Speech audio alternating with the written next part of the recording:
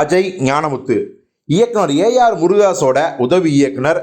அவர் தன்னுடைய முதல் படமான டிமாண்டி காலனி அப்படிங்கிற படத்தின் மூலம் தன்னுடைய திரையுலக பயணத்தை ஆரம்பித்தார். அவருடைய அந்த முதல் படம் டிமாண்டி காலனி ஒரு ஹாரர் படம், மிகப்பெரிய ஒரு வெற்றி படமாச்சு.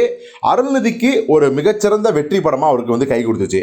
இதெல்லாம் ஒரு பக்கம் இருந்தாலும் இப்போ அந்த படம் ரிலீஸ் ஆகி சரியாக 10 வருடங்கள் நிறைவாயிடுச்சு.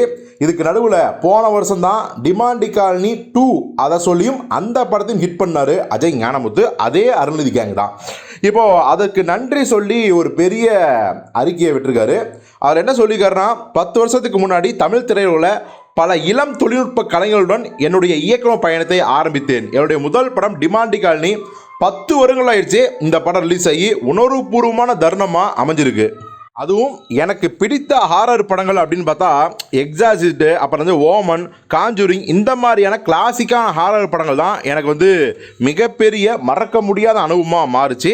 இப்போ அந்த படங்களோட தூண்டுதலை தான் நான் டிமாண்டி காலனி எடுக்க ஆரம்பித்தேன். ஸோ இப்படிப்பட்ட படத்தை எடுப்பதற்கும் என்னுடைய திரையுலக வாழ்க்கையை ஆரம்பிப்பதற்கும் மிக முக்கிய காரணமாக இருந்த மோகனா movies MK Tamilarasu sir, Arulnithi sir, Sri Thenandal films Murali Ramasamy sir ஆகியோர் ஆதரவு கொடுத்தாங்க. அவங்க ஆதரவு இல்லை அப்படின்னா டிமாண்டி காலனி உருவாக வாய்ப்பே இல்லை. அவங்க என் மேலே வச்ச நம்பிக்கையை தான் நான் காப்பாற்றிருக்கேன்னு நினைக்கிறேன். அதே சமயத்தில் நான் என்றென்றைக்கும் கடமைப்பட்டிருக்கிறேன் அப்படின்னு சொல்லி நம்ம அஜய் ஞானமுத்து ரொம்ப ரொம்ப நெகிழ்வோடு அந்த லெட்டரில் சொல்லியிருக்காரு. எல்லாத்துக்கும் மேலே இன்னொரு அப்டேட்டையும் கொடுத்தாரு.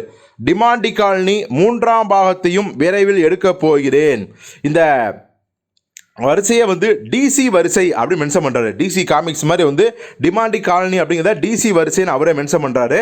ஸோ இந்த 3ஆம் பாகம் பார்த்தீங்கன்னா ரொம்ப தரமாகவும் சிறப்பாகவும் இருக்கும்னு நான் உறுதியாக சொல்கிறேன்.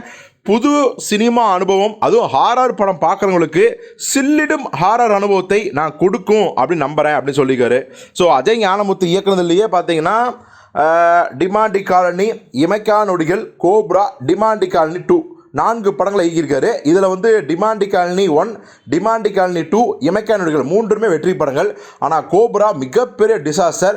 அதனால் என்ன பண்ணுறாருன்னா, இந்த லாரன்ஸு சுந்தர்சி டைப்பில் ஹாரர் படம் தான் நம்ம கை கொடுக்கும்ட்டு தொடர்ந்து எப்போல்லாம் அவருக்கு தோல்வி படம் வருதோ அப்போ ஹாரரை கையில் எடுத்தார்.